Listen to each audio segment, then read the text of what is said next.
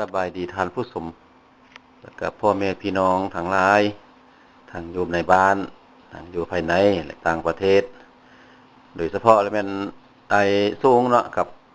สหายคำศกนั่นแหละที่อยู่อเมริกาพุ่นคือจังที่ท่านได้เห็นอยู่ในรูปนี้แล้วมื้อนี้แม่นวันที่4เดือน6 2012แล้วมันพวกเกี่ยวทางซ่องให้มันได้มีปัจจัยฝากมาช่วยให้ชาวบ้านเฮาให้พ่อแม่พี่น้องบ้านปักมีเฮาเอามาบูรณะซิมหั่นซึ่งว่าซิมก็แม่นซิมเก่าซิมแก่มาติดดึกดำบรรพ์พุ่นแหละแต่ว่ามันมีการเพพังลงมาจังซั่นแล้วมันเพิ่นได้บูรณะใหม่แล้วก็ทื่นฮ้อนที่จะเอามาบูรณะหั่นมันก็ยังบ่ทันเพียงพอดังนั้นที่ว่าเขาเจ้าเห็นเขาเจ้าก็มีจิตใจใส่ศรัทธาได้ฝากเงินจำนวนหนึงมาช่วยให้บ้านเฮาหั่นได้เอามาบูรณะเอามาแปลงซ่อมแปลงให้มันงามขึ้นกว่าเก่าว่าซั่นซะแล้วก็ต่อไปนี้ก็ข้าพเจ้าจะบันทึกเอาภาพเอาเหตุการณ์ต่างๆที่ว่าพ่อแม่ประชาชนของบ้านปักมีเฮาหั่นได้เอาเงินมาถวายให้พระก่อนแล้วก็พระก็จึงได้มอบคืนให้กับจัดตั้งบ้านเฮาหั่นได้เอาเงินจำนวนดังกล่าวหั่นมานำใช้เข้าในการบูรณะซิมหั่นคืนแล้วก็มื้อนี้พิเศษและมันเป็นมื้อวันวิสาขบูชาเป็นมื้อดีทางด้านศาสนาพุทธเฮาแล้วมันเพิ่นได้เอาประชาชนทางอยู่บ้านใหม่พุ่นแล้วทางอยู่วัดเนื้อหั่นเอามาห่มใส่บาตรอยู่ทางวัดไตพี่เพื่อมาให้มีจำนวนคนหลายขึ้นแดแล้วก็ในนี้ก็สิมีหลายๆคนบางท่านพวกท่านไปไกลแล้วอาจจะสิบ่จือเนาะบ่จือก็แม่นให้เบิ่งคืนอันนี้นะแม่นพ่อแม่ประชาชนบ้านปักมีเฮาหมดนี่แหละนี่นะคือติดตามชมเด้อ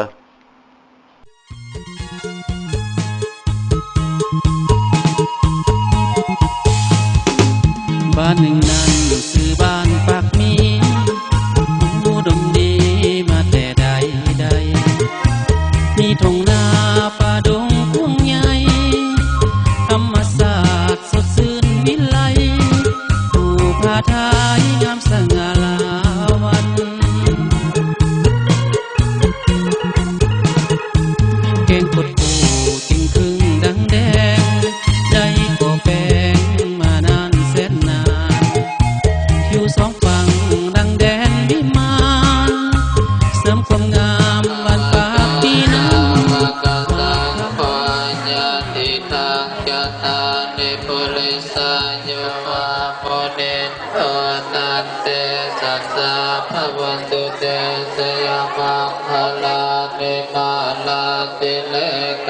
ปิญญาสินวนาปัญญาปฏิปัสสลิโกสิตวะโมเนโทตันเตสัสสะภวตุเตสยมังคลานินันโตวิพุทธังไมติงปุตเตนะเตนะปุจจเกนะธรรมาปัญญาตาอิโตปฏิสาวิทินาสิตวะตันเตสัสสะภวตุเตสยมังคลานิทุกขาหติติปุสเกนะสุหัตถะทังพงมานิติปกาพิธานังยาย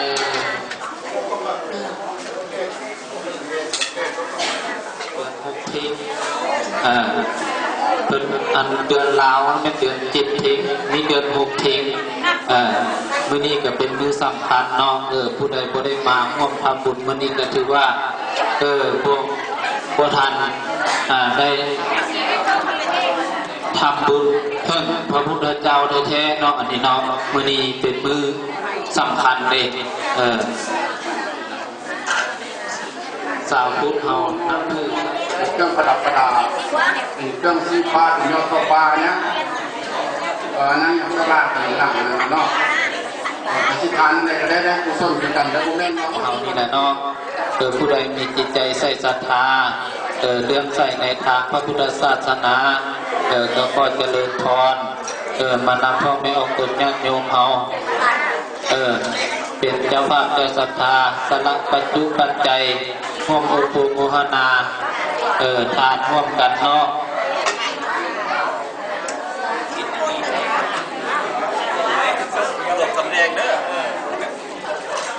สิบเฮานี่ก็ยังหลายอันหลายแนวอยู่เนาะก็ยังบ่ทันสำเร็จเทื่อก็เฮ็ดจังได๋มันสิสำเร็จก็อาศัยพุทธบริษัททั้งหลายนั่นแหละเนาะเป็นเจ้าภาพเจ้าศรัทธาเป็นกลุ่มเป็นเข้าเนาะลบคนแรกลบเป็นอันดับลึกเป็นชีวิตของคุณแก่ชีวิตของเขาเนาะว่านะโมพร้อมกันเด้อนะโมตัสสะภะคะวะโตอะระหะโตสัมมาสัมพุทธัสสะภะคะวะโตอะระหะโตสัมมาสัมพุทธัสสะนะโมบิดาปัตตานิปัตตานิข้าแต่พระสงฆ์ผู้เจริญพวกข้าน้อยทั้งหลายขอน้อมถวายซึ่งพระบิณฑบาตพร้อมทั้งภัตตาหารปัจจัยทานและเครื่องบริวารทั้งหลายเหล่านี้แด่พระภิกษุสงฆ์ขอพระสงฆ์จงรับเอาเพื่อเป็นประโยชน์เพื่อความสุขความเจริญแก่พวกข้าน้อยทั้งหลายพร้อมนี้ได้มีทัพสูงบ้านเกิดอยู่บ้านปักมีพร้อมโดยครอบครัวปัจจุบันอยู่สหรัฐอเมริกาและเท่าสูงพร้อมโดยครอบครัวปัจจุบันอยู่อเมริกาพวกเดียวได้ส่งปัจจัยมาโมทนาทานเพื่อสร้างศิลป์วัดศรีบุญเหืองบ้านปักนี้ซึ่งมีจำนวนเงินเท่าสูง14,000 บาทเท่าสูง8,500 เก็บพวกคนน้อยซึ่งมีนางทิ้งเท่าคำเดินพร้อมด้วยต่างหน้าพวกเดียวขอร้องถวายแด่พระสงฆ์ขอพระสงฆ์จงทำเอาเพื่อประกอบส่วนสร้างสิทธิ์ดังกล่าวและเพื่อเป็นประโยชน์ทั้งมีความสุขความเจริญแก่พวกเดียวพร้อมด้วยญาติพี่น้องทั้งหลายสิ้นกาลนานเถิดสาธุสาธุสาธุอนุโมทามิเอาไปกินไปเอามาเองด้วย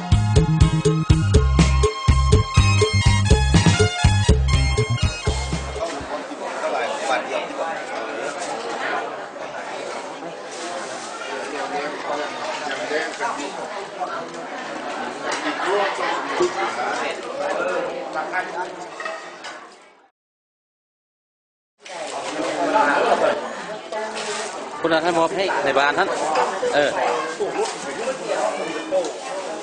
นี่เป็นต่างหน้า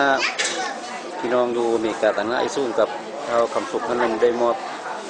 ปัจจัยที่คนส่งมาท่านให้กับจากทางบ้านเขาเนี่ยนี่เป็นว่าเอาทราบปีนี้จะเริ่มมาเป็นสปอนเซอร์ซอยกระทรวงได้มาสันเดนี่นะน้องเศร้าจะส่งคำไป5นี้นี่เนี่ยได้ละ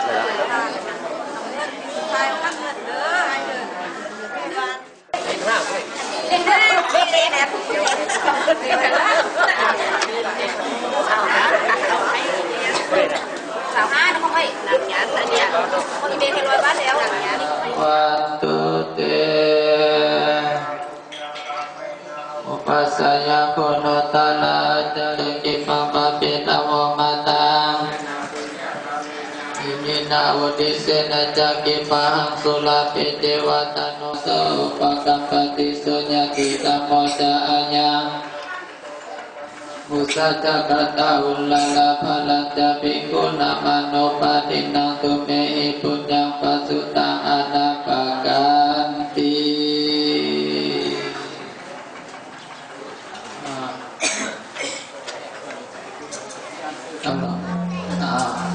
อยู่นี่มีแห่พอไม่ออกกระดานเอาคอยได้สนะ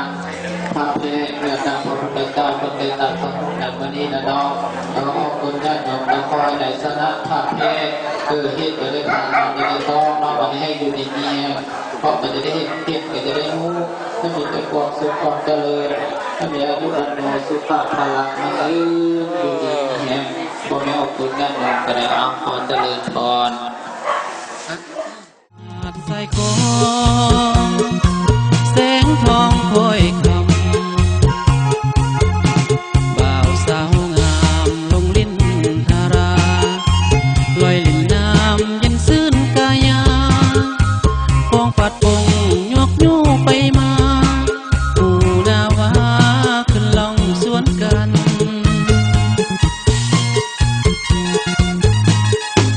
ขอเสิญทานเที่ยวยามปากมีสุขหรือดีปีใหม่สงกรานต์คุณพระเวทคือคืนหรือกันคุณส่งเหือฟดพื้นเมืองนั้นงานดองนั้นสุขสันต์แท้เอ่ย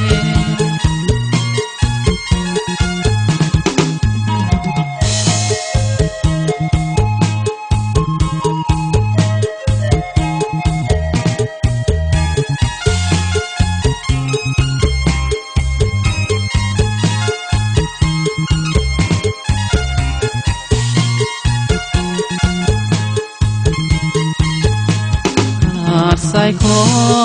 งแสงทองคอยคำบ่าวสาวง